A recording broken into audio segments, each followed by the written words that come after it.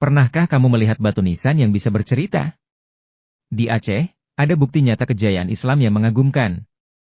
Bayangkan, seni pahat yang begitu indah, menggabungkan keimanan dengan kreativitas. Ini bukan sekadar batu, tapi saksi bisu peradaban Islam yang gemilang.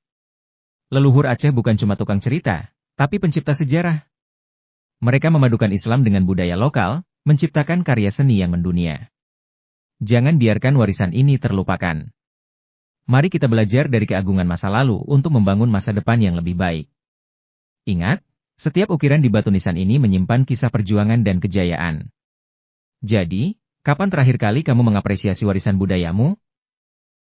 Leluhur orang Aceh punya peran besar dalam peradaban Islam dunia. Mereka bukan cuma penganut agama, tapi juga pencipta seni dan ilmu pengetahuan. Lihat nih, batu nisan kuno ini. Bukan sekadar batu biasa, tapi karya seni tingkat tinggi. Ini bukti nyata kehebatan seniman Muslim Aceh zaman dulu. Bayangkan, berapa lama dan susahnya bikin karya seindah ini?